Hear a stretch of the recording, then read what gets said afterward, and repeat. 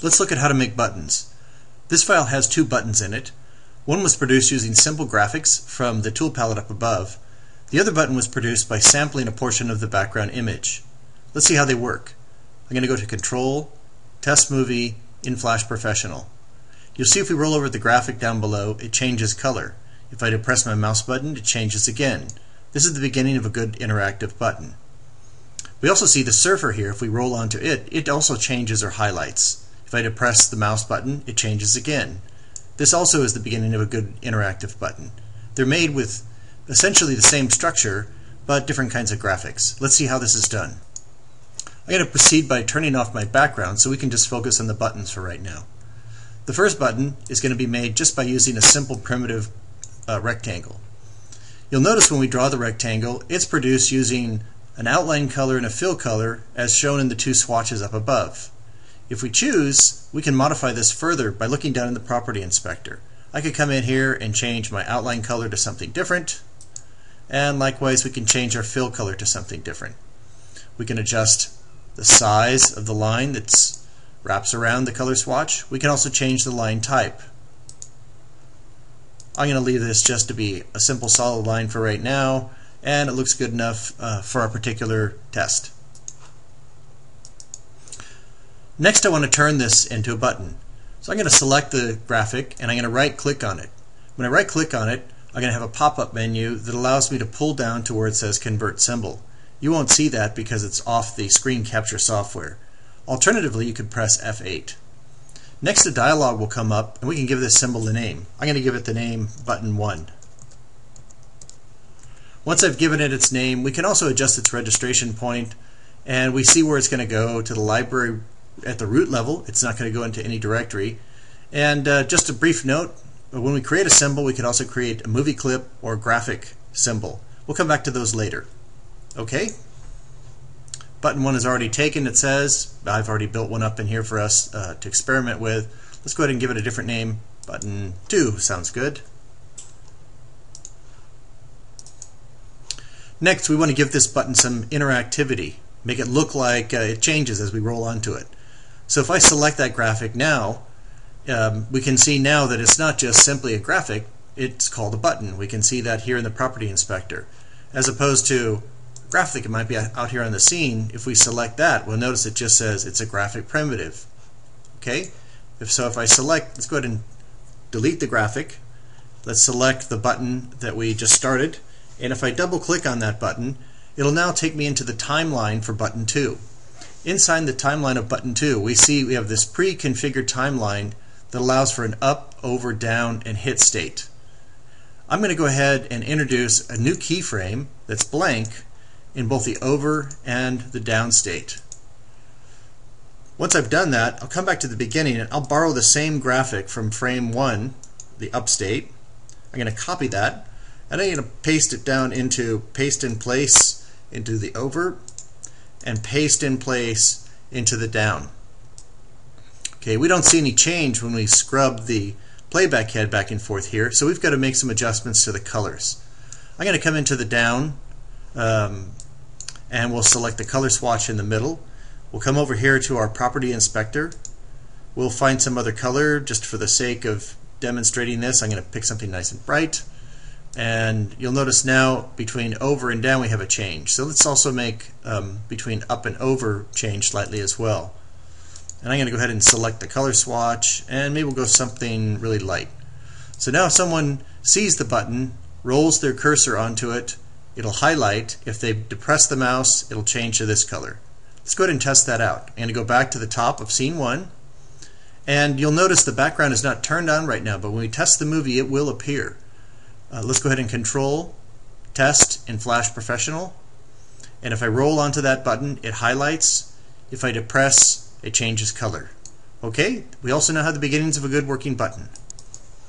The next button was created by sampling the background. I'm going to go ahead and turn the background back on. The background was produced by dragging in a JPEG that I imported from the outside. Once the JPEG was placed into the background, we vectorized it, and then a portion of that vector art was sampled and used as a part of the graphic for the button that is the surfer.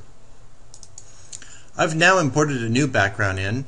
you can see that it's been loaded into my library, and I've set up a new layer for this background to be placed on. I have the graphic that's in the background, a JPEG, selected. I'm going to go to the Modify pull down and pull down to where it says Bitmap and Trace Bitmap. This tool allows me to vectorize raster art. You'll see there's a color threshold and a minimum pixel area. So this makes sure that we don't get pixel areas that are really tiny. It would actually translate into probably a larger file than simply using a JPEG. The smaller the color threshold number, the more accurate the tracing of the vector art will be. If it gets large, it gets very loose and abstract. Keep that in mind.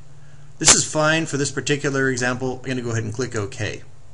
And you'll see it's going to trace this out and vectorize the raster art. Now if I select color areas, it'll pick up contiguous portions of that background and treat this as a single graphic. You see I could drag it around here on the screen.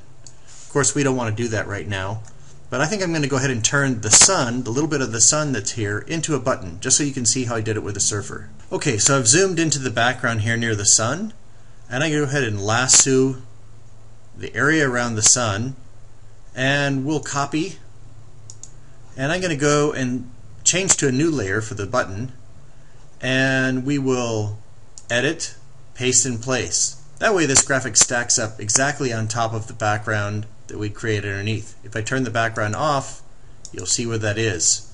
If I go ahead and turn the new paste off, we'll see we basically see no change except it's still highlighted.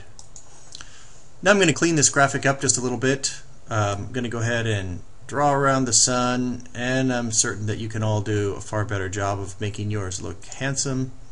And we'll delete all of that, maybe delete this little bit here too. And okay, so we have a circle. It's not beautiful, but I think it'll make the point. Now this vector art, I'm going to go ahead and grab, and just like before, I'll right click on top of it and convert to symbol. Once again, you can't see convert to symbol in my pop-up menu because it's off my screen capture software.